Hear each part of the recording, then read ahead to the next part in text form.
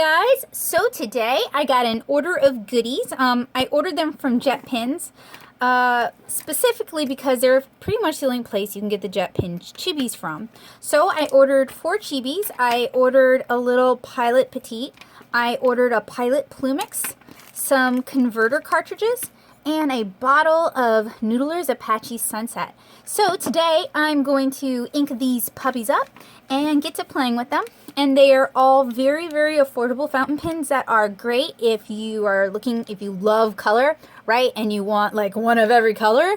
The chibis are great for that. The pilots are okay for that. I did not buy a converter for this because I am going to eyedropper convert the whole back end. And if you're interested on how to do that, I can record a tutorial on that for you guys. But I did do a tutorial recently on how to convert a platinum platinum preppy. There we go. My brain was just like not working there for a second.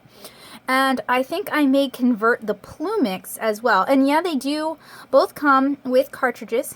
This one has blue and this one has apple green, and I love apple greens, but I'm actually going to try filling it with the Iroshizuku Chikurin, which is a sample that I got from Anderson Pens when I ordered my Ackerman pump pins from them. So I'm going to go ahead and get these all cleaned out, including the cartridges, and then ink them up for you guys. Hey guys, so I've gone ahead and cleaned all of these out. I went ahead and I flushed them all with a little bit of water with like a drop of dish detergent in it, and then I use a baby nostril flush to really, it's a clean one, don't worry, to really clean them out and make sure that there's nothing in there, to no particles, no grease, nothing like that. And that's a really good way if you're just getting started with inexpensive pens. That's a really good way to help ensure that you're gonna get decent performance out of them. I know some people complain about the chibis. They are a little bit scratchy for sure, but I think they're a great way to play around with color for sure. So I've got all my chibis lined up here, and I'll go ahead and put the 2 that I'm going to turn into eyedropper conversions off to the side so that they don't get in the way. And I'm going to start with my Apache. And then, ooh, very, very full. It just went everywhere full. Good grief. I'm going to wipe these down. This, I guess, is going to be the one I fill because it got Apache orange all over, as did my skin. Okay.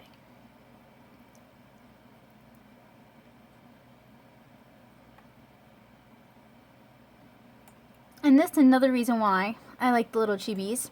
You can buy the inexpensive little converters for them, and that's going to be under like customers also bought section. And it's just super easy to fill these things. Go ahead and grab a back.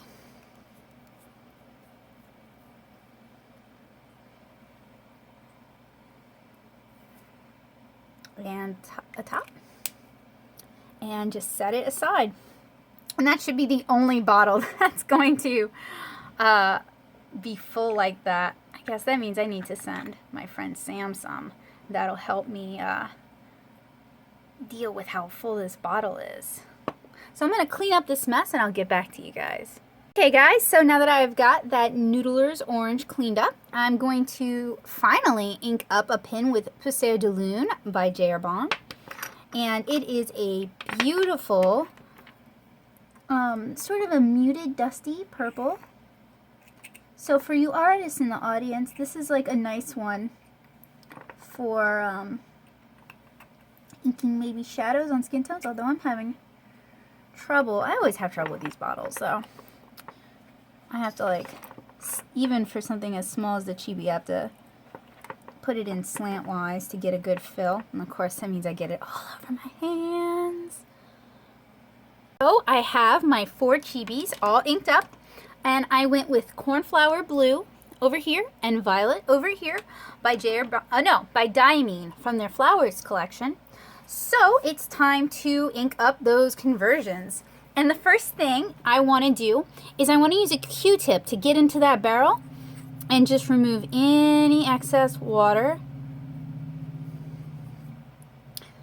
And it's going to be hard here. I almost need pliers to get into the bottom of the Plumix. And I can use the other side to remove the excess water from the Petite. And if you're filling from a bottle that doesn't have its own eyedropper, you're going to want a couple of eyedroppers. One for each color is generally a good rule of thumb. And you're going to want a steady hand, which might not be me today. So I'm going to fill my Plumix with Blue Pervenche, which is a beautiful color. It's actually in my Nemosine right now, but it is a little too wet for my Nemosine, so I'm going to flush that and put a different color in. But this is going to go in my Plumix because it's a gorgeous color, and it even has a bit of a shade to it. Oh, you know what? I am totally out of order because we don't want to fill right now. The next thing you're going to want to do is you're going to want to grab your silicone grease, and you're going to want to use another Q-tip. And what I do when feasible is I put my grease on the inside, and then I use my Q-tip to spread and remove the excess. But you want a pretty thick application, because if you don't have O-rings, a thick application means you don't have to use O-rings. And we're gonna do the same on the Plumix. And I have not tried this on a Plumix before, but all signs should point to it working. And I'll set that cap aside, and now I'm going to go ahead and do the same for the Petite.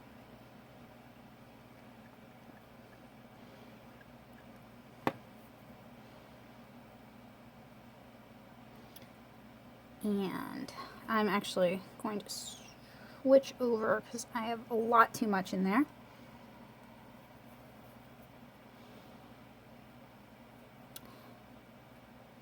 There we go. That should be good. And I'll just use that excess, to go ahead and apply this to the threads over here. Now, although this is called grease, and it does have a lubricating property, what it really does is it makes it watertight for us. So we shouldn't have any leakages from the nib collar and the body. I do apologize for the hand shaking. I've had a headache all day. So now we can fill the body. And I'm going to, despite my hand shaking somewhat badly, in fact, I'm going to go ahead and line my eyedropper in. And I'm trying to avoid that grease because I don't want to contaminate my ink. And while holding it upright like this, I'm going to go ahead and screw it in. And then I'm going to use a clean Q-tip, if I have one. Here we go. And I'm going to remove that excess. And that blue you see is because my hand was shaking really badly when I was filling the barrel. So I did get some on my grease. So where's my cap? I'm going to go ahead and screw the cap on and set that aside. And then we're going to fill our final pin with the Iroshizuku Chikurin sample that was so kindly sent to me from Anderson Pens. Thank you guys so much. And I haven't even swatched this color, but I love brilliant greens.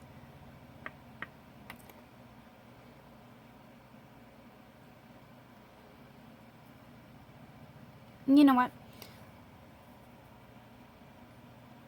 I'm not going to fill it all the way, just in case there's some problems. I'd hate to use all of the Chikurin accidentally. Oh, speaking of problems, looks like I didn't do quite as good a job as I thought on rinsing that cap. So I need to go do that, and I'll be right back.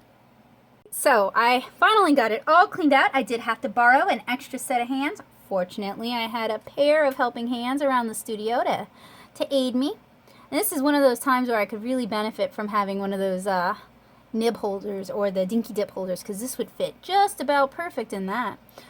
So I'm using some of the silicone grease from a prior application, since I had to wipe off most of it in order to clean out my feed. And I'm just going to screw the two together and give the ink a chance to work its magic. So I'm going to give it a couple of minutes to work its way down, and I'll see you guys when it's ready. Okay, so I've given it more than just a couple of minutes. I will just start with the problem child first, and then we can work our way through. So the Pilot Petite may not work so well for a silicone grease eyedropper conversion. I'm having trouble getting it to write, but it also looks like the ink hasn't gone all the way through. So I will keep messing with it, and I mean, it looks like it's absorbed a little further, so it may just be a really slow starter. And that's okay. These are so inexpensive. I sort of picked it up to play with it. But we will focus instead, at least right now, on the ones that do work. So with the Plumix, I got a Japanese medium nib. Let's see if I can get to focus. And I filled it with that Provence blue. And I'm still, so with these pens that have like the threads rather than the exterior feeds, I do have a little bit of trouble getting all of the water out, so I'm still working the water out of the Plumix, but as you guys can see, it's almost like an metallic nib, and I think the color looks beautiful in it. I could have even gone darker. I could have gone with cornflower. And now we're going to talk about the chibis. So we have the Apache Sunset, and I bet the Apache Sunset in terms of writing would have looked really nice in the Plumix, since it does have that wider nib. But here in this thin pointed little chibi, you don't get quite as much. You do still get some, but the effect is, oh, it's not going to focus now. There you go. The effect isn't as noticeable as it is in pens that can lay down more ink. So then we're going to do with Poussière de Lune from Jetpens, or we're going to play with that one. And there's a little bit of shading to this one as well. But these they're pretty much only available in fine. And they are tipped, but they put down such a fine line that if you're inking for shading or variation, you're not going to get quite as much from these as you would from some of the other pens. And then we have cornflower, which there was a little bit of ink leaking.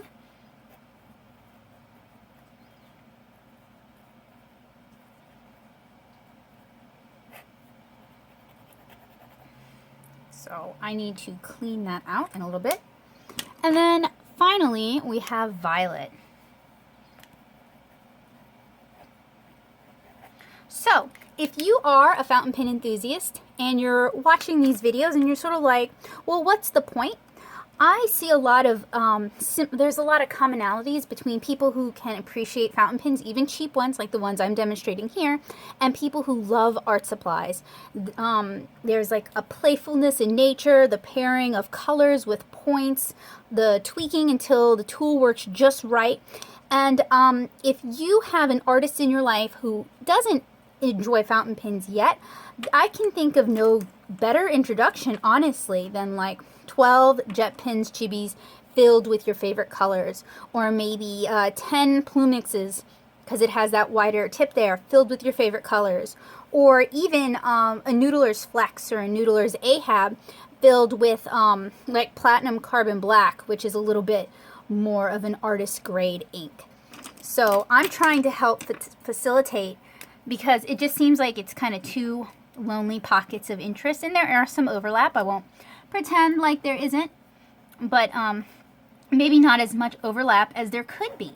And I was thinking that with some fairly inexpensive pins, you could probably bring somebody in quite easily. Still trying to get that petite to work. And I mean, maybe you guys can't necessarily geek out over, you know, a $300 pen or even a $150 pen, but you can at least geek out and share inks. So I have a friend who lives in Delaware. I've mentioned Sam on this channel before, and we exchange art supplies, and we've been sending each other fountain pen inks back and forth. And neither of us would be considered fountain pen enthusiasts. We both just really enjoy color, and we're both artists. So that is also another avenue for exploration.